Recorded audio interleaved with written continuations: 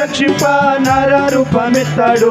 నా సిల్వ మోసి నన్ను స్వర్గలోకమెక్కించాడు. నా సిల్వ మోసి నన్ను స్వర్గలోకమెక్కించాడు. చల్లాని దేవుడు నా చక్కని యేసుడు, చల్లాని దేవుడు నా చక్కని యేసుడు. యేసు రక్షక శతకోటి స్తోత్రం, యేసు రక్షక శతకోటి స్తోత్రం. జీవనదాత శతకోటి స్తోత్రం, జీవననాథ శతకోటి స్తోత్రం. భజించి పూజించి ఆరాధించెదను, భజించి పూజించి ఆరాధించెదను, భజించి పూజించి ఆరాధించెదను, భజించి పూజించి ఆరాధించెదను. పిలచినాడు నీవే నా సొత్తన్నాడు, పిలచినాడు నీవే నా సొత్తన్నాడు. ఎన్నటికి నీ ఎడబాయనన్నాడు, ఎన్నటికి నీ ఎడబాయనన్నాడు. పిలచినాడు నీవే నా సొత్తన్నాడు, పిలచినాడు నీవే నా సొత్తన్నాడు. ఎన్నటికి నీ ఎడబాయనన్నాడు, ఎన్నటికి నీ ఎడబాయనన్నాడు. తన ప్రేమ చూపనకు నేల దిగినాడు, తన ప్రేమ చూపినకు నేల దిగినాడు. నా సేద తీర్చి నన్ను జీవింపచేశాడు, నా సేద తీర్చి నన్ను జీవింపచేశాడు. యేసు రక్షక శతకోటి స్తోత్రం, యేసు రక్షక శతకోటి స్తోత్రం. జీవనదాత శతకోటి స్తోత్రం, జీవనదాత శతకోటి స్తోత్రం. భజించి పూజించి ఆరాధించెదను, భజించి పూజించి ఆరాధించెదను. శరణం శరణం యేసు స్వామి శరణం, శరణం శరణం యేసు స్వామి శరణం. భజించి పూజించి ఆరాధించెదను, భజించి పూజించి ఆరాధించెదను. నా సమస్తము అర్పించి ఆరాధించెదను, ఆరాధించెదను. భజించి పూజించి ఆరాధించెదను, భజించి పూజించి ఆరాధించెదను. సమస్తము అర్పించి ఆరాధించెదను, సమస్తము అర్పించి ఆరాధించెదను. శరణం శరణం యేసు స్వామి శరణం, శరణం శరణం యేసు స్వామి శరణం. ఓ శరణం శరణం యేసు స్వామి శరణం, శరణం శరణం యేసు స్వామి శరణం, శరణం శరణం యేసు స్వామి శరణం, శరణం శరణం యేసు స్వామి శరణం.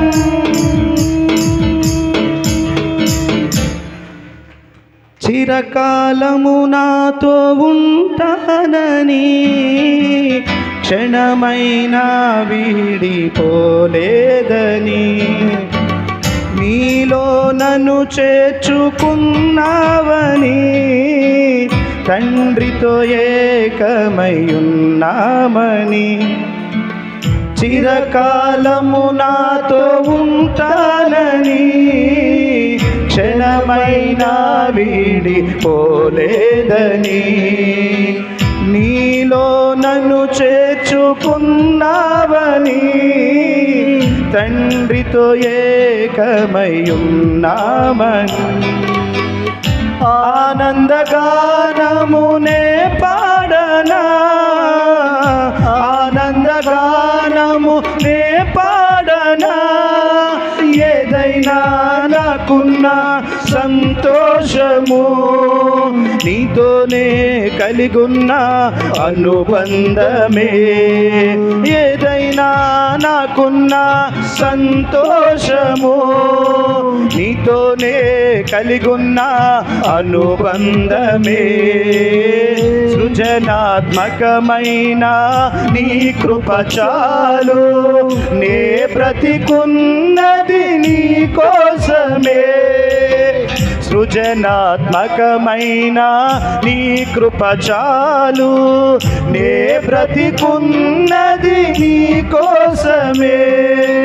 యేసయ్యా నా ప్రాణ గానమా ఘనమైన స్తుతి గానమా అద్భుతమైన నీ ఆదరణే ఆశ్రయమైన నీ సంరక్షణయే అద్భుతమైన నీ ఆదరణే ఆశ్రయమైన నీ సంరక్షణయే నన్ను నీడగా వెంటాడెను నే అలయక నడిపించెను నన్ను నీడగా వెంటాడెను నే అలయక నడిపించెను నా జీవమా నా స్తోత్రమా నీకే ఆరాధన నా స్నేహము సంక్షేమము నీవే ఆరాధ్యుడా స్తుతి పాత్రుడా స్తోత్రారుడా నీకే ఆరాధన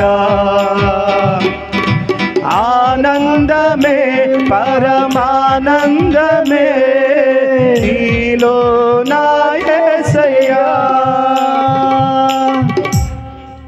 ఈ సమయంలో వాక్య నడిపింపు కొరకు మన మధ్యలో తప్ప మేమేమీ చేయలేము తండ్రి ప్రభా. యేసయ్య గడిచిన వారం నుంచి ఈ వారం వరకు ప్రభా మమ్మల్ని సజీవ లెక్కలో ఉంచినందుకు మీకు స్తుతులు స్తోత్రాలు వందనాలు చెల్లించుకుంటున్నాం తండ్రి ప్రభా. యేసయ్య పాటల్లో మీరు తోడుగా ఉన్నారు ప్రభా.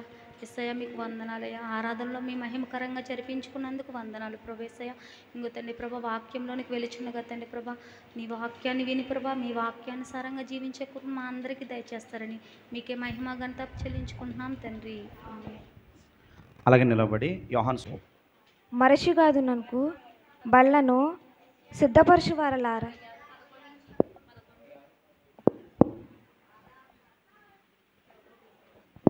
ఆదరణకరమైన ఆమె స్తన్యమును మీరు కుడిచి తృప్తి నొందెదరు. ఆమె మహిమాతిశయము అనుభవించుచు ఆనందించెదరు. యెహోవా ఇలాగూ సెలవిచ్చుచున్నాడు, ఆలకించుడి, నది వలె సమాధానమును ఆమె యొద్దకు పారచేయుదురు. మీరు జనముల ఐశ్వర్యము అనుభవించినట్లు ఒడ్డు మీద పొర్లిపారు జల ప్రవాహము వలె మీ యొద్దకు దానిని రాజేతును. మీరు చంకను ఎత్తుకొనబడెదరు, మోకాళ్ళ మీద ఆడింపబడెదరు. ఒకని తల్లి వానిని ఆదరించినట్లు నేను మిమ్మును ఆదరించెదను. యెరూషలేములోనే మీరు ఆదరింపబడెదరు. మీరు చూడగా మీ హృదయము ఉల్లసించును, మీ ఎముకలు లేతగడ్డి వలె బలియును. యెహోవా హస్తబలము ఆయన సేవకుల ఎడల కనుపరచబడును. ఆమేన్.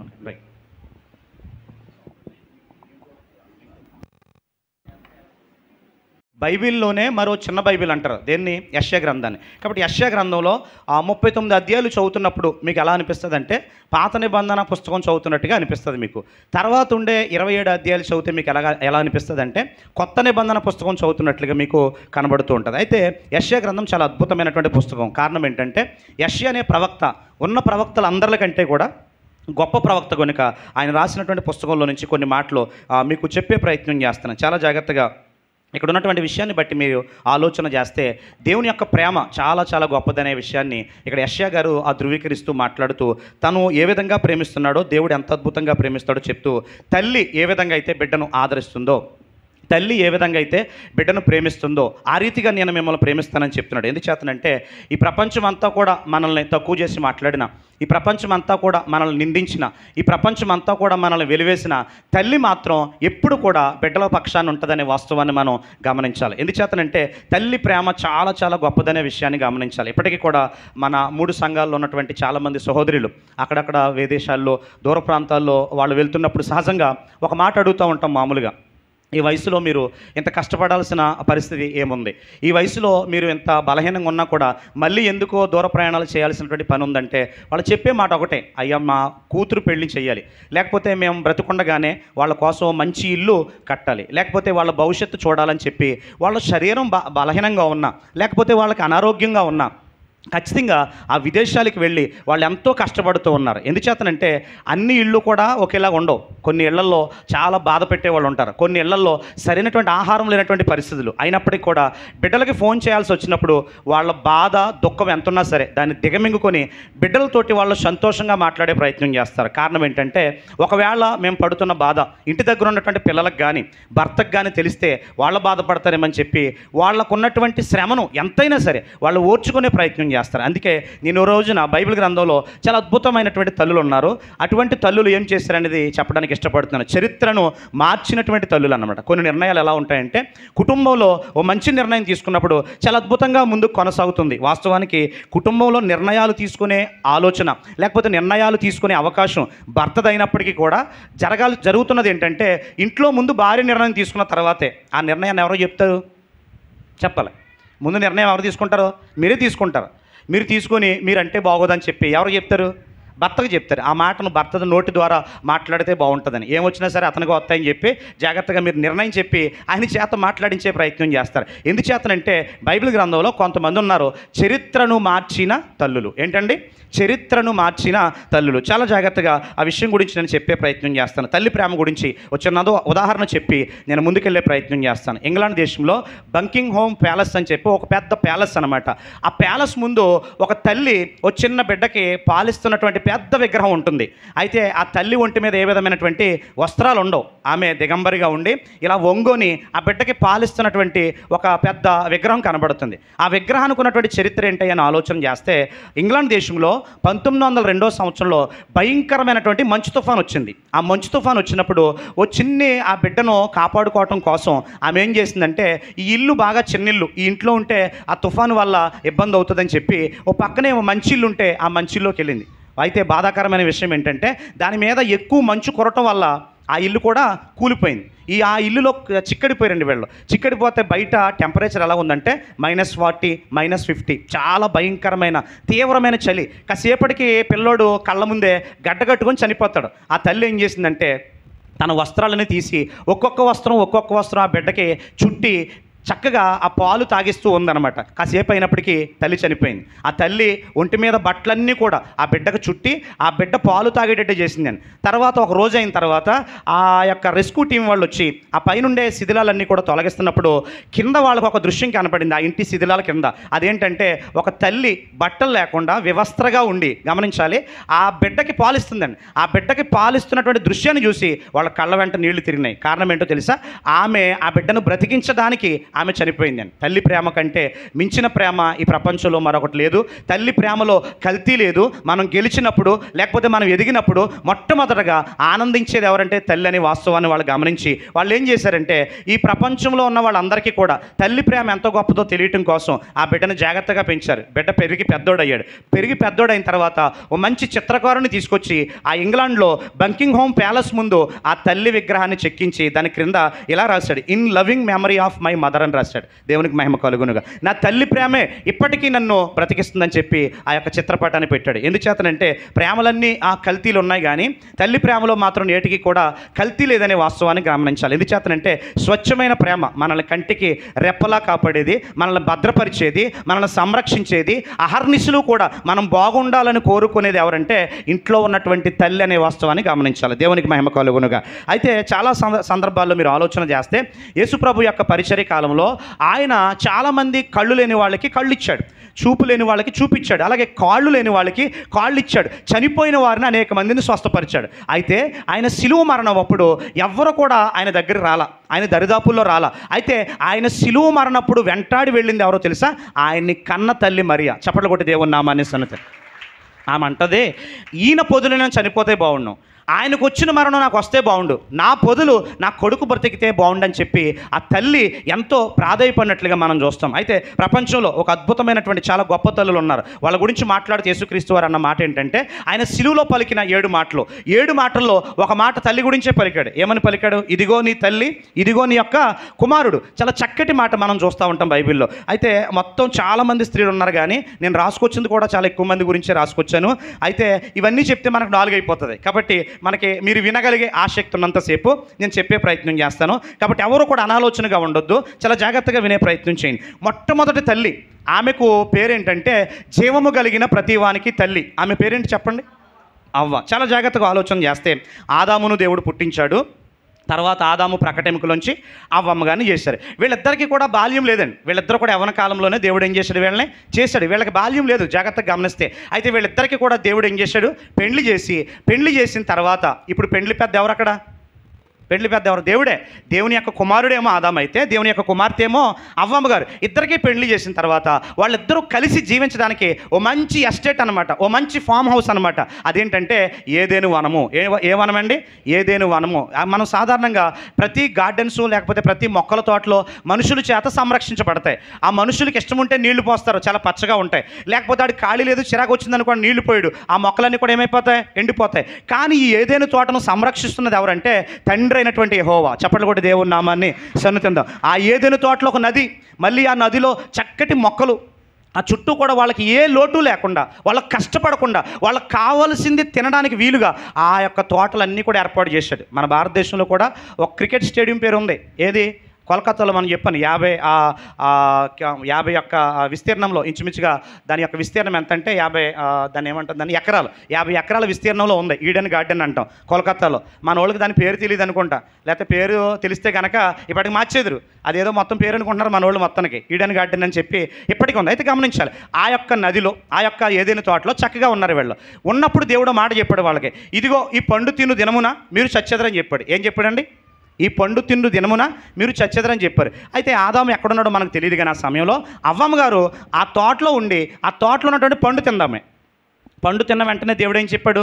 చచ్చిపోతామని చెప్పాడు. జాగ్రత్తగా గమనించాలి. ఆమె తినిన తర్వాత ఆ పండు ఎవరికి తీసుకొచ్చి ఇచ్చింది? ఆదాముకు తీసుకొని వచ్చింది. ఇప్పుడు ఆదాముకు ఛాన్స్ ఉంది, నువ్వు తినేసావు కాబట్టి ఆ వచ్చే షాప్ మీద ఉంటే నీ మీదగా వస్తుంది, కాబట్టి నువ్వు దూరంగా వెళ్ళిపోతావని చెప్పి ఆదాము తప్పించుకోవచ్చు. అయితే ఆదాముకు ఉన్నటువంటి ఆలోచన ఏంటో తెలుసా? నా భార్య ఎక్కడ ఉండాలో నేను కూడా అక్కడ ఉండాలని చెప్పి మారుమాట పలకకుండా అవ్వమ్మ గారు ఇచ్చినటువంటి పండుని ఆదాము తినేసాడండి. ఆదాముకు తెలియదు అంటారు ఆజ్ఞ? స్పష్టంగా తెలుసు. ఆ పండు తిండు దినమున మీరు ఆత్మీయంగా చచ్చిపోతారు. భౌతికంగా జీవిస్తారేమో కానీ ఆత్మీయంగా చచ్చిపోతారు. నాతో మీకున్నటువంటి సహవాసం కట్ అవుతుంది, అంతకుముందులాగా నేను మీతో వచ్చి మాట్లాడే అవకాశం ఉండదు అని ఆదాముకు తెలుసు. అయినప్పటికీ కూడా అవ్వమ్మ గారు తెచ్చిన వెంటనే తినేశాడు. ఎందుకంటే దేవుడు వస్తాడు, అడుగుతాడు, అవ్వమ్మని తోట బయటకు గెంటేస్తాడు. ఇప్పుడు అలా గెంటేసినప్పుడేమో తోట బయట ఏమో అవ్వమ్మ ఉంటుంది, లోపల ఎవరు ఉంటారో? ఆదాము ఉంటాడు. ఇది ఆదాము కొంచెం ఇబ్బందిగా ఉంది, కష్టంగా ఉంది. అందుకే ఆదాము ఏం చేస్తాడంటే ఆ పండు తినేస్తాడు. తినేసిన తర్వాత ప్రతి సాయంకాలం చల్లని పూట దేవునికి ఒక అలవాటు ఉంది, వాళ్ళతో మాట్లాడే అలవాటు. సాయంకాలం వచ్చేసరికి వీళ్ళిద్దరూ దాక్కున్నారు. ఎవరి పక్కన ఎవరు దాక్కున్నారు తెలుసా?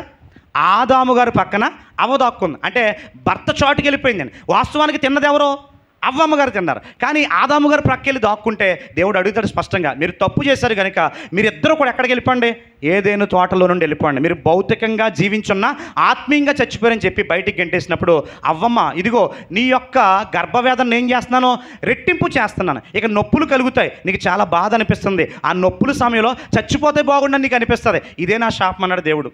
తర్వాత సర్పం కదా వీళ్ళు మోసం చేస్తా, సర్పం అప్పటి వరకు కూడా చక్కగా ఎగిరేదనమాట. ఇప్పటికే చూడండి, చైనా వాళ్ళ యొక్క జెండా మీద ఒక డ్రాగన్ బొమ్మ ఉంటుంది, అది పాము. ఆ పాముకు రెక్కలు ఉంటాయి, జాగ్రత్తగా గమనించాలి. చక్కగా ఎగిరేది, చక్కగా తిరిగేది. ఇప్పుడు పామును దేవుడు ఏ విధంగా శపించాడో తెలుసా?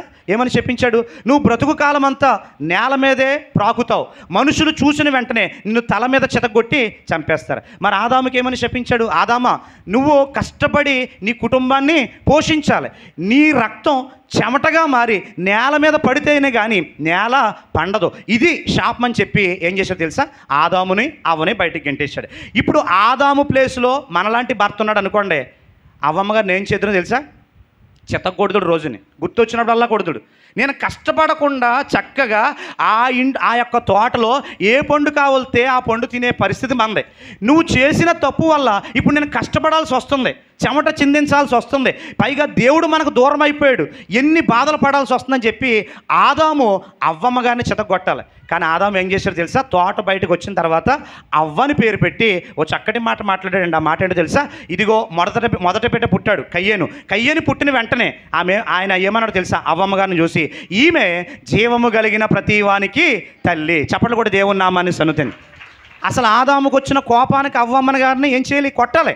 అదవుతుందండి. కానీ ఏమీ చేయకుండా ఎంత బాగా ప్రేమించాడో చూడండి. ఎందుచేతనంటే పెళ్లి ప్రమాణాలప్పుడు ఆ పాస్టర్ గారు ప్రమాణం చేస్తూ అంటాడో, ఇదిగో నీ యొక్క భార్యను జీవితకాలం అంతా కూడా కష్టంలోను దుఃఖంలోను విడనాడకుందు అంటే మనోడేమంటాడు? విడిచిపెట్టను అంటాడు. అదవుతుందా? అక్కడ వరకు ఏమంటా స్టేజ్ మీద వరకు, బయటికి వెళ్ళిన తర్వాత ఏముంది అనుకోండి, ఈడ్చీడ్చి కొట్టేతాడు. తర్వాత అక్కడ వరకు మాత్రం స్టేజ్ మీద చాలా అద్భుతంగా ఉంటాయి. ఉండుదువా అంటే ఉండేదును అంటాడు మనోడు, కాపురం చేయదు అంటే చేయుదును అంటాడు. అదొకటి చాలా చక్కగా ఉంటాయి అక్కడ పరిస్థితులు. కాబట్టి ఆదాములో మనం నేర్చుకోవాల్సింది ఏంటంటే, ఆమె తప్పు చేసినా ఆమెను ఒక్క మాట అనకుండా ఆమెకు బిరుదిచ్చేసాడు. మొత్తం ప్రపంచంలో ఉన్న 900 కోట్ల మందికి జీవము కలిగిన ప్రతి వానికి అవ్వమ్మ గారు తల్లి అన్నాడు. దేవునికి మహిమ కలుగునుగా. కానీ అవ్వమ్మ గనక ఒకవేళ పండు తిని జాగ్రత్తగా మూతుడుచుకుని వెళ్ళిపోతే కనుక అక్కడ ప్రమాదం ఉండేది కాదండి. ఆదాముకు తినిపించడం వల్ల చాలా పెద్ద చిక్కొచ్చి పడింది. ఆ చిక్కేంటో తెలుసా? ఇప్పటికీ కూడా మగవాడిగా పుడితే గనక కష్టపడి పనిచేయాలంతే. దేవునికి మహిమ కలుగునుగా. ఇప్పుడు కూడా మందిరంలో చాలామంది పురుషులు ఉన్నారు బయట. ఇప్పుడు కూడా ఆలోచన చేస్తూ ఉంటారు, సోమవారం ఎక్కడికి వెళ్ళాలి, ఏ పనికి వెళ్ళాలి, ఎంత కట్టాలి. మా మందిరంలో కూర్చున్న మనసులో మాత్రం ఆలోచనలు. ఎందుకు? కుటుంబాన్ని పోషించాల్సిన బాధ్యత ఎవరికి వచ్చింది? భర్తకు వచ్చింది. అప్పుడు ఆ పనులు లేవండి, అప్పుడు ఆ కష్టం లేదు, అసలు చెమటే పట్టన పరిస్థితి అనమాట. మధ్యలో మంచి సెలయేరు బిస్లరీ వాటర్లా ఉంటుంది అనమాట. అర్థమవుతుందండి. చుట్టూ రకరకాల పళ్ళు, వాళ్ళు యాపిల్కాయ తినాలంటే యాపిల్ పండు అక్కడ ఉంది. అర్థమవుతుందండి. జలదొర ఫలము ఆఫ్రికా తినాలంటే అక్కడ ఉంది. అర్థమవుతుందండి. అలాగే అక్కడ ఏదైనా డ్రాగన్ ఫ్రూట్ తినాలంటే అక్కడ ఉన్నాయి. అన్నీ ఉన్నాయి. కష్టపడకుండా అన్నీ కూడా సమృద్ధి కట్టాడు దేవుడు. అసలు మనం కష్టపడకూడదనేదే దేవుని యొక్క ఉద్దేశం. కానీ అవ్వమ్మ చరిత్రను మార్చిపడేసింది. దేన్ని మార్చేసిందండి? చరిత్రను మార్చేసింది. ఒక్క పండు తిని మొత్తం మన మగవాళ్ళందరి మీదకి ఏమో తీసుకొచ్చిందంటే చాలా పెద్ద సిక్కు తీసుకొచ్చింది. అందుకే చరిత్రను మార్చిన తల్లులు. ఎందుకంటే కొన్ని నిర్ణయాలు, కొన్ని ఆలోచనలు చరిత్రను, కుటుంబ జీవితాలను నాశనం చేస్తాయి. కానీ అవ్వమ్మ అంత తప్పు చేసినా, ఆ విధంగా ఉన్నా సరే ఆదాము మాత్రం ఆమెను ఏం చేశాడు? ప్రేమిస్తూనే ఉన్నాడు. జాగ్రత్తగా గమనించాలి. ఇద్దరికి బిడ్డ పుట్టాడు కయ్యేను. అవ్వమ్మ చేసినటువంటి తప్పు ఆమె విడిచిపెట్ల. జాగ్రత్తగా గమనించాలి. బిడ్డ పుట్టిన తర్వాత ఈ యొక్క కయ్యేను పుట్టిన తర్వాత గమనించాలి ఏం జరిగిందో తెలుసా? ఆమె అంటదే, యెహోవా దయ వలన నేను ఒక మనుషుని సంపాదించుకున్నాను. ఎవరి దయ వలన? యెహోవా దయ వలన. కానీ కయ్యేను జాగ్రత్తగా గమనించాలి, తమ్ముడిని హేబేల్ని ఏం చేశాడు? చంపేశాడు. ఎంత బాధ చెప్పండి. మొట్టమొదటి కొడుకు చచ్చిపోయాడు. అవ్వమ్మ చేసింది ఆమెను మాత్రం వెంటాడుతూనే ఉంది, చచ్చిపోయాడు. ఈ కయ్యను ఏమైపోయాడంటే దేశదిమ్మరైపోయాడు. వాడి చరిత్ర ఏమైందో తెలదు. ఇప్పుడు ఆదాముకి అవ్వకి ఇంకొక బిడ్డ పుట్టాడు. ఆయన పేరేంటంటే షేతు. ఏం పేరండి ఆయన పేరు? షేతుకేమో ఎనోషు పుట్టాడు. ఎనోషు పుట్టిన తర్వాత వీళ్ళందరూ కూడా మరలా దేవునికి దగ్గరగా జీవించారు. దేవునికి మహిమ కలుగునుగా. మళ్ళీ దేవునితో ఒక సంబంధం ఏర్పడింది, మళ్ళీ దేవునితో చక్కటి అనుబంధం ఏర్పడింది. కాబట్టి అవ్వమ్మ తీసుకున్న నిర్ణయం ప్రపంచం మీదకి కష్టాన్ని తీసుకొచ్చింది. అందుకే చరిత్రను మార్చిన తల్లులు. ఎంతమంది గురించి చెప్పానండి? అవ్వమ్మ గారి గురించి. దేవునికి మహిమ కలుగునుగా. ఒకరి గురించి చెప్పా. తర్వాత ఇంకొక ఆమె ఉంది. ఆమె పేరేంటంటే షారా. ఏం పేరండి ఆమె పేరు? షారా. షారాయి అనగా తంటాల మారి. షారాయి అనగా అర్థం ఏంటండి? తంటాల మారి. షారా అనగా ఏంటంటే రాజకుమారి, ప్రిన్సెస్ అనమాట. చాలా జాగ్రత్తగా గమనించాలి. దేవుడు ఒక రోజున అబ్రహాము కనపడ్డారు. అబ్రహాం ఏం చేస్తున్నాడంటే అతను బొమ్మలు తయారు చేసి అమ్మే వృత్తి అనమాట. బొమ్మలు అంటే విగ్రహాలు తయారు చేసి అమ్మే వృత్తి. ఒకరోజు అబ్రహాముకు దేవుడు కనిపించి అన్నాడు, అబ్రహామా, ఇదిగో నేను చెప్పబోయే దేశంలోకి వెళ్ళు. అక్కడ వెళ్తే నేను నిన్నేం చేస్తాను? ఆశీర్వదిస్తాను. ఎక్కడికి వెళ్ళాలో చెప్పలేదు. పలానా చోటుకి వెళ్ళిపో అన్నాడు అంతే.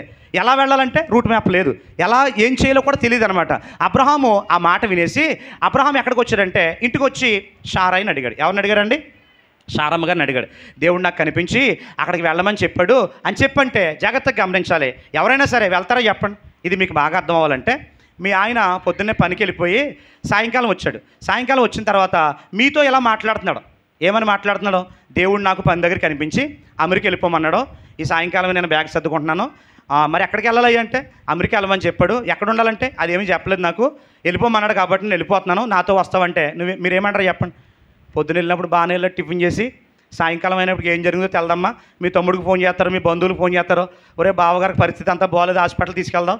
సాయంకాలం ఇంటికి వచ్చినప్పటికి తింగర మాటలు మాట్లాడుతున్నాడు, పొద్దున్న వెళ్ళినప్పుడు మనిషి బాగానే ఉన్నాడని చెప్పి మనం కంగారు అవుతాం. కానీ అబ్రహాము గారి యొక్క భార్య అలా కంగారు అవలా. సరే నిన్ను దేవుడు రమ్మన్నాడు కదా, నేను నీతో పాటు వస్తా, నా యజమానుడా నువ్వు ఎక్కడికి వెళ్తే అక్కడ నేను ఉంటాను చెప్పింది. చప్పలు కొట్టి దేవుడు నా మనసు అనుతాను. ఎంత అద్భుతమైన భార్య చూడండి. శారమ్మ చక్కగా అక్కడికి వెళ్ళింది. దేవుడు వీళ్ళని అన్ని విషయాలు దీవించాడు, అన్ని విషయాలు ఆస్వాదించాడు. చాలా బాగానే ఉంది, అంత పరిస్థితి అంతా కూడా చాలా అద్భుతంగా ఉంది. అయితే గమనించాలి, వీళ్ళకి పిల్లలు లేకపోవడం చూసి, వీళ్ళకి పిల్లలు కలగపోవడం చూసి శారమ్మ అందే, ఇదిగో నా దాసి అయినా ఎవరో పేరేంటి, సుభద్రమ్మ, ఏం పేరు ఆవిడ పేరు, ఏం పేరండి, హాగరు ఉందే, ఆమెతో వెళ్ళి నా కొరకు ఓ బిడ్డను బహుమానంగా అయింది, మనకు వారసుడు కావాలందే, నా దాసితో నువ్వు కాపురం చేసి ఓ బిడ్డను కానీ అందే. ఓ బిడ్డ పుట్టాడు, అతని పేరేంటి, ఇష్మాయేలు. ఇదిగో ఈ ఇష్మాయేలు ఎలా ఉంటాడో తెలుసా, అడవి గుర్రంలో అంటాడు. వీడికి జాలు ఉండదు, వీడికి దయ ఉండదు, వీడికి కనికరం ఉండదు. వాళ్ళే ఎవరో ముస్లిం సోదరులు. ఎవరండి వాళ్ళు, ముస్లిం సోదరులు. 57 దేశాలు ఉన్నాయి, 200 కోట్ల మంది ప్రజలు ఉన్నారు. గమనించాలి, ఈ 200 కోట్ల మంది ప్రత్యక్షంగా రావడానికి కారకురాలు ఎవరంటే అవ్వ. ఎవరండి అవ్వ, అది చెప్పాలి, షారా. దేవునికి మహిమ కలుగునుగా. చాలా జాగ్రత్తగా గమని, ఈ షారా తీసుకున్న ఒక నిర్ణయం 200 కోట్ల మంది ప్రజలు ఉద్భవించడానికి అవకాశమైంది. ప్రపంచంలో బాగానండి, ప్రపంచంలో 900 కోట్ల మంది ఉంటే 450 కోట్ల మంది క్రైస్తవులండి. 200 కోట్ల మంది ఎవరో తెలుసా, ముస్లిమ్స్ అండి. ఈ 200 కోట్ల మంది ముస్లిమ్స్ ఒకవేళ శారమ్మ గారు కనుక ఆ నిర్ణయం తీసుకోకపోయి ఉంటే ఈ 200 కోట్ల మంది ఏ జాబితాలో ఉందరో తెలుసా, క్రైస్తవ జనాభా జాబితాలో ఉందరు. అంటే 450 కోట్లు ప్లస్ 200 కోట్లు ఎంతమంది, 650 కోట్ల మంది. ఎంత అద్భుతంగా ఉండేదండి క్రైస్తవ యొక్క జనాభా. కానీ శారమ్మ తీసుకున్న ఒక నిర్ణయం ఏం చేసిందో తెలుసా, ప్రపంచాన్ని మళ్ళీ తిరోగమన ప్రక్రియలోకి నడిపించింది. కారణం ఏంటో తెలుసా, చరిత్రను మార్చిన తల్లి ఎవరో తెలుసా, షారా. ఎవరండి, షారా. అయితే గమనించాలి చాలా జాగ్రత్తగా, ఈమెలో ఉన్నటువంటి లక్షణాలు బట్టి మీరు ఆలోచన చేస్తే 90 ఏళ్ల వయసులో కూడా చాలా అందంగా ఉందంట ఈమె. అదవుతుందండి, 90 ఏళ్ల వయసులో కూడా శారమ్మ గారు చాలా అందంగా ఉందంట. మీరు ఎలా చెప్పారండి, మీరు ఏమైనా చూసి వచ్చారా అంటే ఖచ్చితంగా చెప్పగలను. ఆదికాండం గ్రంథం చదువుతున్నప్పుడు ఒక రాజు ఉన్నాడు, ఆయన పేరేంటంటే అబీమెలెకు. ఏం పేరండి అతని పేరు, అబీమెలెకు అనే రాజు 90 సంవత్సరాల శారమ్మ గారిని 2 సార్లు కిడ్నాప్ చేశాడు. ఎన్నిసార్లు అండి, 2. ఏమంటే 90 సంవత్సరాల వయసున్న ముసలావుని ఎవడన్నా కుర్రోడు కిడ్నాప్ చేయడం అనుకోండి, ఏమంటారు, అదేం పోయే కాలరా బాబు వీడిగా, అంతే కదా మామూలుగా. ఇదేం పోయే కాలం వీడికి, 90 సంవత్సరాల ముసలమ్మ కళ్ళు కనపట్టలేదు వాడికి, అదవుతుంది ఇలా మాట్లాడతాం కదా. కానీ 90 సంవత్సరాల వయసులో శారమ్మ అంత అద్భుతంగా అందంగా ఉందంటే కారణం ఏంటో తెలుసా, ఆమె అందం భర్తకు లోబట్టంలో ఉంది. నమ్మిన వారు సపట్లు కూడా దేవుని నా మనసు అనుదండి. ఆమె యొక్క అందం భర్తకు విధేయత చూపించడంలో ఉంది. 90 సంవత్సరాల వయసులో కూడా శారమ్మ గారు చాలా అందంగా కనపడ్డారు. వాస్తవం ఏంటంటే ఆమె దేవునికి లోబడింది. ఆమె దేవుని యొక్క సత్క్రియలని అలంకారం చేత ఆమె అలంకరించబడింది కనుక ఆమె అంత అందంగా కనపడింది. అయితే మీరు గమనించాలి, శారమ్మకు దేవుడు ఇచ్చినటువంటి ఆధిక్యత ఏంటో తెలుసా, బైబిల్లో చాలామంది స్త్రీలు ఉన్నారండి, చాలామంది స్త్రీలు ఉన్నారు. యేసు ప్రభువుని కన్న తల్లి మరియ కూడా కందే.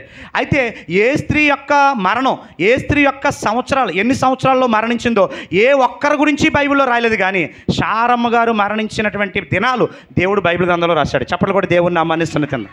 ఎందుచేత తెలుసా, ఆమె భర్తకు లోబడింది. ఎన్ని సంవత్సరాలు బ్రతికింది అయ్యా షారా అంటే, ఎన్ని సంవత్సరాలు తెలుసా, 127 సంవత్సరాలు. అందరూ చెప్పండి ఎన్ని సంవత్సరాలు, 127.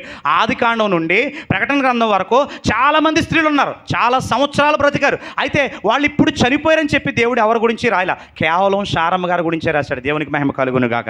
ఎందుచేతనంటే శారాలో ఆ అద్భుతమైనటువంటి భక్తి జీవితం ఉంది కాబట్టి ఆమె తీసుకున్నటువంటి నిర్ణయం ప్రపంచాన్ని మార్చేసింది. అందుకే చరిత్రను మార్చిన తల్లుల్లో 2వదిగా ఎవరు కనబడుతున్నారంటే శారమ్మ గారు కనబడుతున్నారు. చాలా జాగ్రత్తగా గమనించాలి. ఇప్పుడు 3వ ఆమె పేరేంటంటే రెబకా. శారమ్మ గారికి ఈమె ఏమవుతుంది, అత్తగారు అవుతుందా, కోడలు అవుతుందా, కోళ్ళు అవుతుంది. చాలా జాగ్రత్తగా గమనించాలి. ఈనాటి దినాల్లో చాలామంది అత్తగారులుగా మనం కుటుంబాల్లో కుటుంబ జీవితాన్ని కొనసాగింపజేస్తున్నాం. అయితే అత్తగారు చాలా జాగ్రత్తగా గమనించాలి. ఎక్కడో పెళ్లి చేసి పంపించేసినటువంటి మీ కూతురు బాగుండాలి అని కోరుకోవడంలో తప్పులేదు. కానీ అలాగే ఇంకొకరిని జాగ్రత్తగా గమనించాలి. మీ అబ్బాయి పెళ్లి చేసుకుని ఒక కోడలుగా మీ ఇంట్లోకి తీసుకొచ్చాడు. ఆ కోడల విషయంలో కూడా మీరు మీ కుమార్తె పట్ల ఏ విధమైన ఆలోచన కలిగి ఉన్నారో మీ కోడల పట్ల కూడా అదే విధమైన ఆలోచన కలిగి ఉండాలి. నేను అలానే ఉన్నాను అన్న అత్తగారులు ఎవరైనా ఉంటే ఒకసారి దేవునికి చేతి చూపిందాం. అదే మీరు తలగొక్కుంటారండి, ఒక రైట్ చెయ్యిని లేపారేమనుకున్నాను. దేవుని యొక్క మహాకృప ఒక్క అత్తగారు కూడా లేదు మన సంఘంలో. అది. కాబట్టి మీరు గమనించాలి, మీ కూతురు జీవితం ఈ బాగుండాలని మీరు ఎలాగైతే కోరుకుంటున్నారో అలాగునే మీ కోడల జీవితం కూడా బాగుండాలని మీరు కోరుకోవాలి. ఎందుకంటే మీకు ఒక విషయం చెప్తున్నా, ఎందుకు దాంట్లో కూడా స్వార్థం ఉంది. అదేంటంటే మీరు వృద్ధాప్యంలో ఉన్నప్పుడు ఎక్కడో దూరంగా పంపించేసిన మీ కూతురు రాదు, కానీ మీ పక్కనే ఉంటుంది. ఎవరో మీ కోళ్ళే చూడాలి. మీ వృద్ధాప్యం బాగుండాలంటే, మీ వృద్ధాప్యం ఆనందంగా ఉండాలంటే, మీ వృద్ధాప్యం సంతోషంగా ఉండాలంటే ఈ రోజు నుంచే మీ కోడల్ని ప్రేమించడం నేర్చుకోండి. అర్థమవుతుందండి? మీ కోడలను చూడటం నేర్చుకోండి. ఆ చూస్తే ఏమవుతుందంటే గమనించాలి, మీరు బాగా చూసారనుకోండి, మీ కోడలు ఎంత చిక్కగా పెట్టుకుందో టీ మీకు కూడా అంతే చిక్కగా వస్తుంది. మీ కోడలు ఎన్ని ఇడ్లీలు వేసుకుని గట్టి చట్నీ వేసుకొని తింటుందో మీకు కూడా అలానే వస్తుంది. లేదనుకోండి, అదవుతుందండి, ఓ ప్యాకెట్ తెచ్చుకొని భర్త భార్య టీ పెట్టేసుకుని ఆ మిగిలిన టీలో కొన్ని ఉడికి నీళ్ళు తీసుకొచ్చి ఇంత లోట వేస్తారు. అది తాగుతుంటే మీకు అనిపిస్తుంది, నా కోడలు కూడా ఇదే తాగిందా, నా కోడలు కూడా ఇలాగే తాగింది అనిపిస్తుంది. కానీ ఆ కోడలు అలా తాగదు, మంచిగా తాగుతుంది. నీకు మాత్రం పల్చని టీ వస్తుంది. వాళ్ళకేమో మంచి మంచి మొక్కలు, మెడ మొక్కలు, అదవుతుందండి, ఆ కాలు మొక్కలు ఏదైనా తగిలితే మీకు తగులుతాయి అనమాట. ఇవేరి మొత్తం దాంట్లో ఏం చేస్తారు, ఆ గిన్నెలో చక్కగా తీసి పట్టుకొచ్చి మీకు పడేస్తారు. మీకు పళ్ళు లేవని తెలుసు ఆవిడకి, మీకు పళ్ళు లేవు, ఆల్రెడీ సెట్ ఊడిపోయిందని తెలుసు. కానీ మొక్కలతో మీరు చేసే పోరాటం అని చూసారా, ఆ పోరాటం చూసి నవ్వుదామని ఆవిడ ఉద్దేశం అది అన్నాడు. అంత భయంకరంగా ఉంటుంది వృద్ధాప్యం. వృద్ధాప్యం శాపంగా ఉండకూడదంటే, వృద్ధాప్యం ఆనందంగా ఉండాలంటే మీ కూతుర్ని ఎలాగైతే ప్రేమిస్తున్నారో మీ కోడలను కూడా ఆ రీతిగానే ప్రేమించండి. దేవునికి మహిమ కలుగునుగా. ఎందుచేతనంటే ఇంట్లో ఉండేది కూతురు, ఎవరైనా ఇంట్లో ఉండేది కోడలు, అత్తగారే. బయటికి వెళ్ళిపోతారు వాళ్ళు. కాబట్టి మీరు సజావుగా ఉంటే, మీరు ప్రశాంతంగా ఉంటే మీ కుటుంబ జీవితాలు బాగుంటాయి. దేవునికి మహిమ కలుగునుగా. మీ కోడలను కనుక మీరు బాధ పెట్టారా మీ వృద్ధాప్యం శాపంగా ఉంటుంది. రాసి పెట్టుకోండి ఎక్కడ ఖచ్చితంగా. మీరు కోడలను బాధ పెడితే మీ వృద్ధాప్యం ఎలా ఉంటుంది, శాపంగా ఉంటుంది. ఎవడికి చెప్పినా మీ గోడు పట్టించుకున్నాడు ఉండడు ఇంట్లో. కాబట్టి మీ కోడల్ని ప్రేమించడం నేర్చుకోండి. మీ కూతురుతో ఎలా ఉంటున్నారో, మీ కూతురుతో అన్ని విషయాలు ఎలా పంచుకుంటున్నారో, మీ కూతురుకు బాగాలేకపోతే మీరే పొద్దున్నే లేచి చక్కగా వాకిలది తుడిచి వంటది చేస్తున్నారో, మీ కోడలకి అనారోగ్యంగా ఉన్నప్పుడు కూడా అలాగే చేసే ప్రయత్నం చేయండి. దేవునికి మహిమ కలుగునుగా. ఎందుచేతనంటే మీరు బాగుండాలి, ఖచ్చితంగా మీ యొక్క వృద్ధాప్యం బాగుండాలి. కానీ గమనించాలి, ఇక్కడ రెబ్కాలోకి వచ్చేసరికి ఏం జరిగిందో తెలుసా? ఇప్పటికే రెబ్కా ఆ కుటుంబంలోకి వచ్చేసరికి 120 సంవత్సరాలు అప్పుడు ఎవరు చనిపోయారండి? శారమ్మ గారు చనిపోయారు. ఇక ఇస్సాకు గుక్కపెట్టి ఏడుస్తున్నాడు. ఎవరు ఎంత చెప్పినా సరే ఇస్సాకు ఏడుపు ఆగట్లా, చాలా భయంకరంగా ఏడుస్తున్నాడు అనమాట. ఇప్పుడు అబ్రహాము గమనించి ఒక మాట గమనించాడు, అదేంటంటే నా కొడుక్కి ఏం చేయాలి, పెళ్లి చేయాలి. అంతవరకు లేదు ఆలోచన ఎవరికి, అబ్రహాముకి. ఇప్పుడు ఒక ఆలోచన వచ్చింది. ఆ ఆలోచన ఏంటంటే ఇస్సాకుకు పెళ్లి చేయాలి. పెళ్లి చేయాలంటే కనుక మా ఊర్లో ఉన్న వాళ్ళని చేసుకోవటం నాకు ఎంత మాత్రం కూడా ఇష్టం లేదు. ఎందుకు ఇష్టం లేదు? ఆ ఊళ్ళో వాళ్ళు మంచోళ్ళు కాదు. ఎవరన్నా ఊళ్ళో వాళ్ళు కాదు, మంచోళ్ళు కాదు కనుక ఆ ఊళ్ళో వాళ్ళని చేసుకోవటం ఇష్టం లేదు కనుక ఆ ఇంట్లో 322 మంది పనోళ్ళు ఉన్నారు. ఏ ఇంట్లో? అబ్రహాం గారి ఇంట్లో. ఒక రకంగా చెప్పాలంటే అంబానీ కుటుంబం లాంటిది. ఎవరి కుటుంబం? అబ్రహాం గారి యొక్క కుటుంబం. ఆ ఇంట్లో 322 మందిలో ఓ పెద్దోడు ఉన్నాడు, నమ్మకమైనోడు అనమాట. అతని పేరేంటి? మనం చాలా సందర్భాల్లో ప్రధానమప్పుడు ఈ మాట పాస్టర్ గారు చదివింతారు, కానీ ప్రధానమప్పుడు ఈ మాటలు మనం విన్నాం. ఏమి చూస్తాం? పెళ్లి కూతురు కట్టుకున్న చీర, దాని అంచు బాగాలేదు, అదవుతుందంటే చీరల కొంటకి ఎవరెవరు వెళ్ళారు, తగలేసేయారని ఒకళ్ళు, అదవుతుంది నాశనం చేసేయారని ఒకళ్ళు. ఈ చూస్తాం తప్ప ఆ 24వ అధ్యాయం చదివింతారు, 100 సార్లు చదివింతారు. ఆది కాండం 24వ అధ్యాయం. దాన్ని మాత్రం ఎవరో కూడా చూసే ప్రయత్నం చేయరు. ఆ ఎలియాజర్ని పిలుస్తారండి. ఎలియాజర్ వచ్చి అంటాడు, అయ్యా నేను వెళ్తా, అయితే నేను మీ ఇంటికి కోడలు తీసుకురావడానికి వెళ్తున్నా, ఊరికి వెళ్తే బాగోదు. ఎలా వెళ్తావంటే నాకు 10 ఒంటెలు కావాలి. ఎన్ని ఒంటెలు కావాలి? 10 ఒంటెలు కావాలి. 10 ఒంటెలోకి ఏం తీసుకెళ్తావు? ఓ ఒంటి మీద బంగారం, ఓ ఒంటి మీద బోళం, ఓ ఒంటి మీద వెండి, ఓ ఒంటి మీద పిస్తా పప్పు, ఓ ఒంటి మీద బాదం పప్పు, మొత్తం 10 ఒంటెలు ఎంత సామాన్ అయితే మోయగలవో ఆ 10 ఒంటెలు పట్టే సామాన్లు నాకు కావాలంటాడు. సరే వెళ్ళు అంటాడు.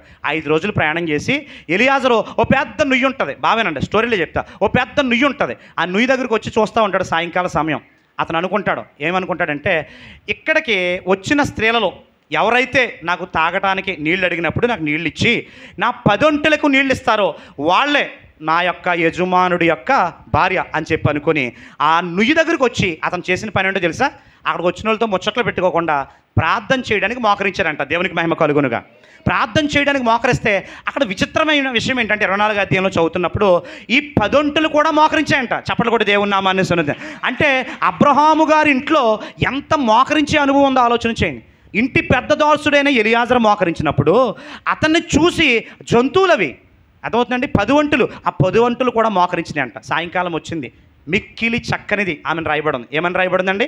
మిక్కిలి చక్కనిది, చురుకైనది ఆ అమ్మాయి వచ్చింది. ఆ అమ్మాయి పేరేంటంటే చెప్పాలి, మీరు వింటున్నారు లేదు మరి కథ అన్నప్పుడు మరి చెప్పాలి కదా, అదన్నాడు. అది తప్పాలి, చూడొద్దు.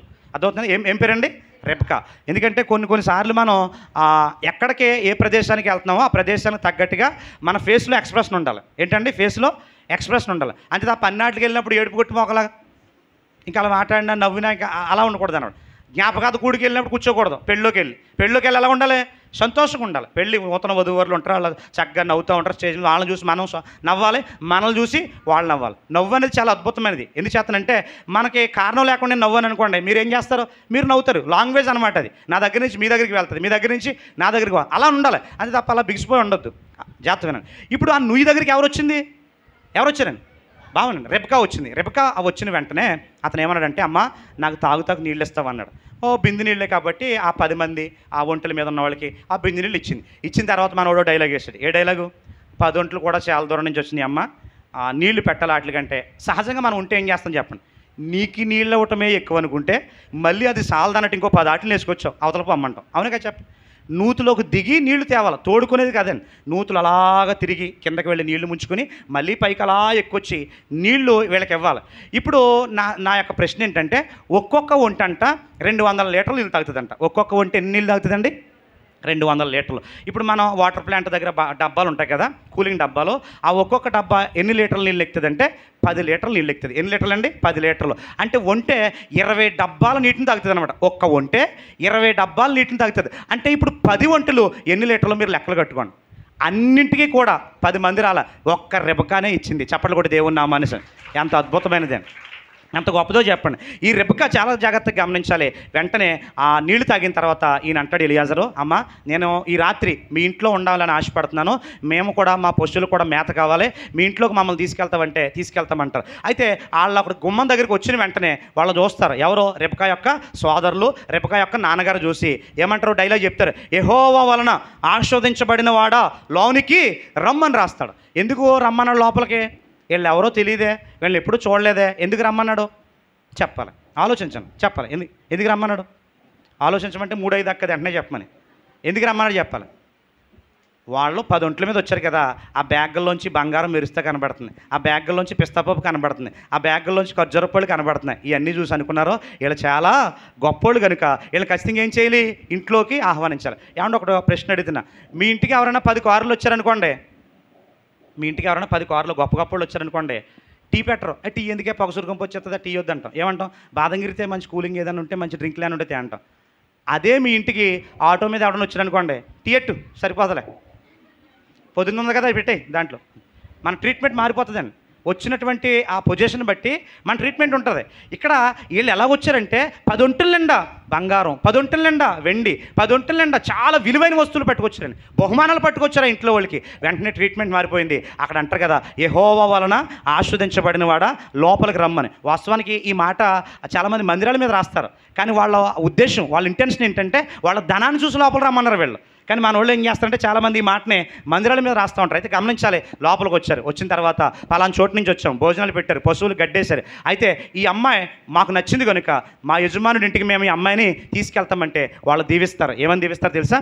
నువ్వు వేల తల్లికు ఏమవుతావు? నువ్వే వేల జనాలకి తల్లి అవుదువు గాక, నీ శత్రువుల గవిని నువ్వు స్వాధీనపరుచుకుందువు గాక, నువ్వు వెళ్ళమ్మని చెప్పి చక్కగా ఆ ఒంటి మీద ఎక్కించి కొంత దూరం సాగనంపి పంపించేస్తారని. పంపించేస్తున్నప్పుడు మనోడు పొలంలో తిరుగుతున్నాడు. ఎల్లు 6 రోజులు అవుతుంది, వీళ్ళు ఇంకా రాలేదు. ఎవరు తిరుగుతున్నారు? ఏమంటే పెళ్లి కూతుర్ని తీసుకురావడానికి పెళ్లి కొడుకు వ్యాన్ పంపిస్తాడు లేదా కారు పంపిస్తాడు. అది వచ్చేంత వరకు పెళ్లి కొడుకు ఏం చేస్తాడు? మాట్లాడుతూ ఉంటాడు. కానీ దేని మీద ఉంటుంది ఆశ అంతానే, ఆ కారు ఎప్పుడు వస్తుంది, అదొంత ఎప్పుడు చూద్దాం పెళ్లి కూతుర్ని అన్నట్టుగానే మాట్లాడుతూ ఉంటాడు, ఫోన్ చేస్తూ ఉంటాడు, ఎక్కడున్నావు తడుముకుంటాడు కదా. వాస్తవం ఇదంతా కూడా. అయితే అదే రీతిగా ఇస్సాకు ఏం చేస్తాడంటే పొలంలో సాయంకాలం ధ్యానించడానికి వెళ్ళాడంట. పొలంలో ధ్యానించడానికి వెళ్ళి ప్రార్థన చేసుకుంటాడు, ప్రభువా ఇదిగో మా ఇంట్లోకి వచ్చే కోడలు మంచిది రావాలి, ఇదిగో చక్కగా వాళ్ళు వెళ్ళారు, వాళ్ళ ప్రయాణాన్ని సఫలం చేయాలి అని పొలంలో ధ్యానించుకుంటా ఉన్నాడు. ఈ లోపల ఒంటెలు వస్తున్నాయి. ఆ ఒంటెల మీద ఒక ఆవిడ కూర్చొని ఉంది.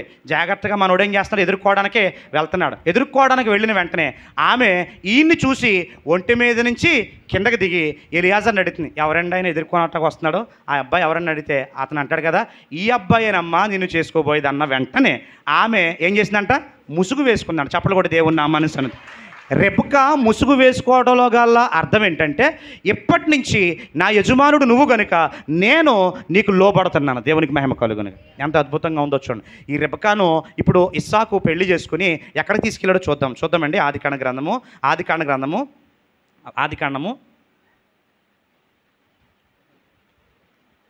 అందరూ బైబిల్ తెరచి చూద్దామండి. ఆదికాండము 24వ అధ్యాయం. ఆదికాండం 24వ అధ్యాయము. 67వ వచనం, చివరి వచనమండి. ఆదికాండం 24వ అధ్యాయము 67వ వచనం. ఇస్సాకు తల్లి అయిన షారా గుడారంలోనికి ఆమెను తీసుకుని పోయాను, అట్లు అతడు రెబెకాను పరిగ్రహింపగా ఆమె అతనికి భార్య అయిను. ఇస్సాకు తల్లి అయిన ఏ గుడారంలో తీసుకెళ్ళాడు, షారా గుడారంలోకి తీసుకెళ్ళాడు. ఏమండి ఈయన ఇంట్లోకి తీసుకెళ్ళొచ్చు కదా, ఈయన గుడారంలోకి తీసుకెళ్ళొచ్చు కదా. షారా గుడారంలోకి ఎందుకు తీసుకెళ్ళాడు తెలుసా? షారాకు ఏ లక్షణాలు అయితే ఉన్నాయో, షారాకు ఏ బాధ్యతలు అయితే ఉన్నాయో, ఆ బాధ్యతలన్నీ నీకే అని చెప్పకనే చెప్తున్నాడు. దేవునికి మహిమ కలుగునుగా. ఇక్కడి నుంచి మా అమ్మ ఏ విధంగా అయితే కుటుంబాన్ని సంరక్షించిందో, మా అమ్మ ఏ విధంగా అయితే కుటుంబాన్ని కాపాడిందో, అప్పటి నుంచి ఇదిగో ఈ బాధ్యతను ఇదని చెప్తూ అతను అంటున్నటువంటి మాట ఏంటో చూద్దాం. అతని జీవితంలో జరిగినటువంటి సందర్భం ఏంటో చూద్దాం. ఏమన్నాడండి, ఆమె అతనికి భార్య అయిను, అతడు ఆమెను ప్రేమించెను. అప్పుడు ఇస్సాకు తన తల్లి విషయమై దుఃఖ నివారణ పొందెను. ఎవరు వారించినా, ఎంతమంది ఓదార్చినా పోనటువంటి దుఃఖం ఈ యొక్క తల్లి లాంటి ఎవరో రెబెకా ఇంట్లో అడుగుపెట్టిన వెంటనే ఆయనకు దుఃఖం పోయినాడు. దేవునికి మహిమ కలుగునుగా. చరిత్రను మార్చిన తల్లి రెబెకా అండి. చాలా జాగ్రత్తగా గమనించాలి. చరిత్రను మార్చిన తల్లుల్లో ముగ్గురు గురించి మనం విన్నాం. 4వ ఆవిడ ఎవరంటే బెత్సెబా. 4వ ఆవిడ ఎవరండి, బెత్సెబా. చాలా జాగ్రత్తగా గమనిస్తే ఈ రెబెకా ఆ యొక్క ఇస్సాకులో నుండి ఎవరు పుట్టారంటే యాకోబు వచ్చాడు. యాకోబుకి ఎంతమంది పిల్లలు? యాకోబుకి ఎంతమంది పిల్లలండి? ఎంతమంది అండి? 12 మంది పిల్లలు. ఈ 12 మంది 12 గోత్రాల వారికి వచ్చారు. ఈ 12 గోత్రాల్లో 20 లక్షల మంది అయ్యారు. దేవునికి మహిమ కలుగును. ఎంతమంది అయ్యారండి? 20 లక్షల మంది. రెబెకా తీసుకున్న నిర్ణయం ఇశ్రాయేలీల యొక్క జనాంగం ఉద్భవించడానికి కారణమైంది. ఇక 4వ ఆమె బెత్సెబా. బెత్సెబా గురించి మనం ఆలోచన చేస్తే ఉరియా భార్య. ఉరియాను చంపించేసి దావీదు బెత్సెబాతో వివాహం చేసుకున్నాడు. గమనించాలి. తర్వాత ఒక బిడ్డ పుట్టాడు, బిడ్డ చనిపోయాడు. చనిపోయిన తర్వాత బెత్సెబా ప్రార్థన చేస్తుంది, ప్రభువా మేము చేసింది తప్పే కానీ మాకు ఒక కుమారుడు కావాలి, గర్భఫలం కావాలని ప్రార్థన చేస్తే ఈ యొక్క దావీదుకును అలాగే బెత్సెబాకును పిల్లడు పుట్టాడు. అతని పేరేంటంటే, ఏం పేరు? మొంగండ్లో భలే చెప్పారండి. మొంగండ్లో ఏ ప్రశ్న లేదు సార్, మీరు చెప్పట్లేదు. ఏం పేరండి? సొలొమోను. ఒకసారి యేసురత్న గారు చప్పట్లు కొడదామండి, ఎందుకంటే మీరు తెలుసున్నా చెప్పట్లేదు, ఆయన ధైర్యంగా చెప్పాడు చక్కగా. సొలొమోను పుట్టాడు. సొలొమోను పెరిగి పెద్ద అవుతున్నాడు. పెద్ద అయిన తర్వాత దావీదు బాగా వృద్ధాప్యంలోకి వచ్చాడు. వృద్ధాప్యంలోకి వచ్చిన తర్వాత బెత్సెబా దావీదు ఉన్నటువంటి మంచం దగ్గరికి వచ్చి, దావీదు బాగా ముసలోడు అయిపోయాడు, వృద్ధుడు అయిపోయాడు, చనిపోవడానికి సిద్ధంగా ఉన్నాడు. బెత్సెబా వచ్చి అంటది, అయ్యా మన ఇద్దరికి పుట్టినటువంటి బిడ్డ ఎవరో సొలొమోను ఉన్నాడు, కాబట్టి నీ తర్వాత రాజు సొలొమోను అయితే బాగుంటుంది.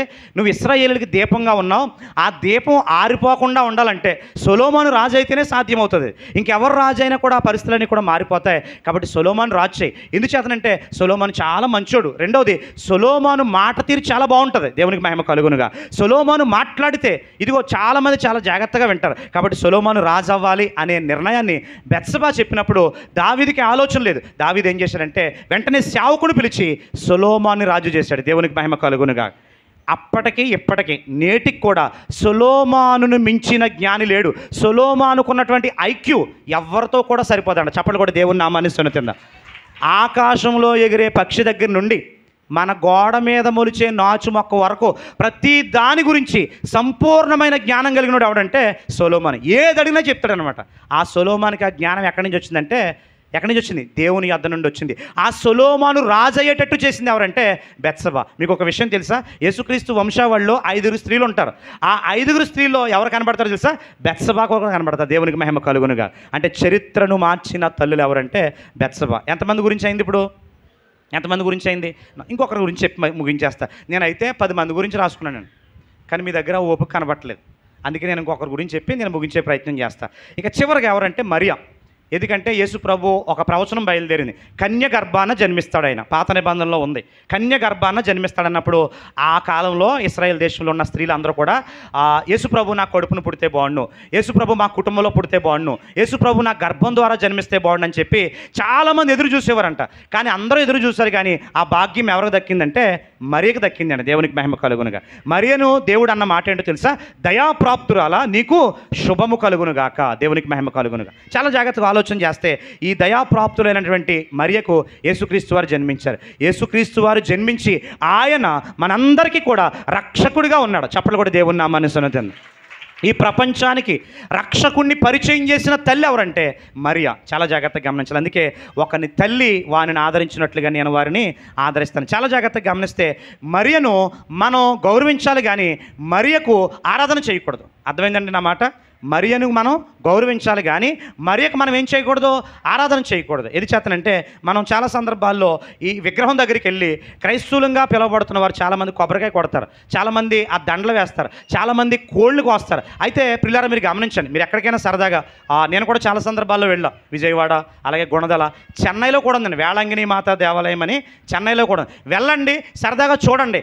కానీ యేసు ప్రభువును ఆరాధన చేస్తున్నట్టుగా అక్కడ మీరు మరియకు ఆరాధన చేయకూడదు. మరియను మీరు గౌరవించాలే తప్ప ఆమెకు ఆరాధన చేయకూడదు. ఎందుకంటే ఆర్సిఎం చర్చిలో ఓ భయంకరమైనటువంటి రూల్ ఉందండి, విగ్రహారాధన. వాళ్ళు పేతురు విగ్రహం కడతారు, యేసుక్రీస్తు విగ్రహం కడతారు, పౌలు విగ్రహం కడతారు, వాటిలన్నింటికీ దండలు వేసి అక్కడ అగరబత్తీలు పెట్టి లేకపోతే అక్కడ కొవ్వొత్తులు పెట్టి వాళ్ళు ఏ మాదిరి ఆరాధన చేస్తున్నారో మీరు కూడా అదే రీతిగా ఆరాధన పెద్దల్ని, బాలుర్ని, వృద్ధుల్ని ప్రతి ఒక్కరిని కూడా నీ కృపతో కాసి కాపాడి సహాయం చేస్తారని ప్రార్థన చేస్తూ ఉన్నాం. మహోన్నతుని చాటును నివసించేవాడే, సర్వోన్నతుని చాటును నివసించేవాడు ధన్యులని నీ వాక్యం చెలవిస్తున్న ప్రకారంగా నీ చాటును నివసించేటువంటి బిడ్డలను ప్రభా ఏ రీతిగా నువ్వు హెచ్చిస్తావో, ఏ రీతిగా గణపరుస్తావో, ఏ రీతిగా నువ్వు కృప చూపిస్తావో తండ్రి, నువ్వు దేవా మాకు చూపించావు, మీకు స్తోత్రాలు చెల్లిస్తూ ఉన్నాం.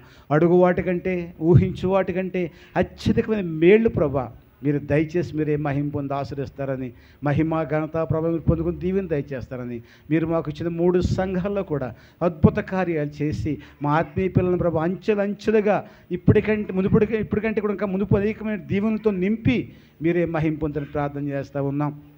మీ సహాయం దయచేయండి, నీ కృపను గ్రహించండి, మీ ఆత్మీయ దీవెనతో నింపి మీరే మహిమ పొంది ఆశీర్వదిస్తారని ప్రార్థన చేస్తూ ఉన్నాం.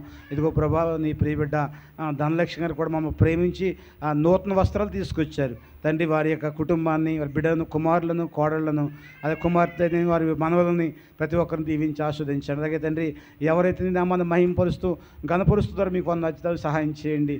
నిన్న ప్రభా దిగుమతి శ్రీరామ్ గారు, మరి సువార్తమ్మ గారి యొక్క నాయన స్తోత్రాలు చెల్లిస్తూ ఉన్నాం. 3వ కుమారుడు రవి విషయంలో ప్రభా ఘనమైన కార్యం జరిగించారు. లోకమంతా తుఫానని, వర్షాలని భయపడిపోతున్న సమయంలో చక్కటి వాతావరణం ఇచ్చి ఆ వివాహకారం ఘనంగా జరిగించారు. మీకు స్తోత్రాలు చెల్లిస్తూ ఉన్నాం. వారి కుటుంబాన్ని దీవించి ఆస్వాదించండి. అలాగే రేపు 9వ తారీఖున ప్రభా జరగబోయేటువంటి నాయన నాగదుర్గ, అలాగే ప్రభా ప్రసాద్ వివాహంలో కూడా ఘనమైన కార్యం జరిగించండి. బిడ్డ రాజేష్ శిష్యులు నువ్వు చేసిన మీద కూడా స్తోత్రాలు. అతి త్వరలో ప్రభా 2వ తారీఖు కల్లా మరి ఏదో ప్రాంతంలో ప్రభా బిడ్డ జాయిన్ అయ్యే పరిస్థితులు మీరు ఏర్పాటు చేస్తూ ఉన్నారు కనుక తండ్రి చుట్టుపక్కల మంచి స్థలంలో ప్రభా ఆ బిడ్డకు నైనా మరి అవకాశం రావడం సహాయం చేయండి. అలాగే తండ్రి మా ఆత్మీయ పిల్లలు దూరదేశంలో ఉన్నారు, ఆయా ప్రాంతాల్లో ఉన్నారు, వాళ్ళని కాసి కాపాడు సహాయం దయచేయండి. ఎవరే బలహీనతలతో ఉన్నా, ఏ వ్యాధి బాధ శోధనతో సమస్యలో ఉన్న వారందరినీ కూడా క్రీస్తు యేసు నామములో మీరు బలపరిచి నడిపించి ఆస్వాదించి వారు ఇచ్చిన కానుకలు నాయన దశమ భాగాలు, ప్రథమ ఫలాలు, సాక్ష్యాలు సమస్తమే చేతులు పెట్టిన దీవించి ఆస్వాదించండి. ఈ మధ్య తండ్రి దేవాస్తోత విజయ్ కొంత నాయన బలహీనతకు గురై ఉంది. ఆ బిడ్డ సమస్త బలహీనతలు యేసు నామములో గద్దిస్తూ ఉంటుండగా తగిన సహాయం దయచేయండి. నాయన ధనుష్ ఆరోగ్యాన్ని కాసి కాపాడు సహాయం దయచేయండి. గుమ్మట్ల గోపి గారి ఆరోగ్యాన్ని కాసి కాపాడు సహాయం దయచేయండి. గుమ్మట్ల రాజు యొక్క ఆరోగ్యాన్ని కూడా కాసి కాపాడు సహాయం దయచేయండి. ఇతర దేశాల్లో, ఆయా ప్రాంతాల్లో ప్రభా మా ఆత్మీయ పిల్లలు ఎక్కడెవరున్నా వారందరినీ కాపాడి సువార్తమ్మ గారి విషయంలో కూడా గొప్ప మేలు చేస్తారు. మీకు స్తోత్రాలు. ఇంకా ప్రభా ప్రతి ఒక్క బిడ్డను కూడా బలపరిచి నడిపించి మీ సహాయం చేసి మీరే మహిమ పొంది దీవిస్తారని, చేరువచ్చిన చిన్నల్ని, పెద్దల్ని, బాలుని, వృద్ధుల్ని కాసి కాపాడు ఆస్వాదించి మీరే మహిమ పొందుతారని, రేపు వచ్చే వారం జరగబెట్టిన పాస్ కూడికల్లోనూ అలాగే ముంగంట జరగబెట్టిన పాస్ కూడికల్లోనూ మీ హస్తంతో నడిపించి మీ దీవెన దయచేస్తారని మా రక్షకుడు యేసుక్రీస్తు వారి నామమున ప్రార్థించి స్తుతించి అడిగి వేడుకొంచున్నాం మా ప్రియ పరలోకపు తండ్రి. ఆమె అందరి ఇష్టపడదామండి. నాతో చెప్పండి. పరలోకమందున్న మా తండ్రి, మీ నామం పరిశుద్ధపరచబడును గాక, మీ రాజ్యం వచ్చును గాక, మీ చిత్తము పరలోకమందు నెరవేరినట్లు భూమి యందును నెరవేరునుగాక. మాకు కావలసిన మరునాహారము నేడు మాకు దయచేయండి. మరణస్తులను మేము క్షమించి ఉన్న ప్రకారము మా రుణములను క్షమించండి. మమ్ములను శోధంలోనికి తేక కీడు నుంచి దుష్టుని బారి నుంచి తప్పించండి. రాజ్యము, శక్తి, మహిమ నిరంతరము నీవై ఉన్నావు తండ్రి. ఆమేన్, ఆమేన్, ఆమేన్. మన పరమ తండ్రి యెహోవా దేవుని ప్రేమ, కుమారుడు యేసుక్రీస్తు వారి కృప, పరిశుద్ధాత్మ యొక్క అన్యోన్య సావాసం, సమాధానం ఇప్పుడు ఎల్లప్పుడూ చేరుని పరిశుద్ధులకును సర్వలోకుల పరిశుద్ధులకును ఇంతవరకు మేము ప్రార్థించే ప్రతి అంశానికి, మా ఆత్మీయ పిల్లల ప్రతి కుటుంబానికి, రేపు జరగ ఉపాస కూడికలకు తోడు నడిపించి ఆశించి కాసి కాపాడును గాక. ఆమేన్, ఆమేన్, ఆమేన్.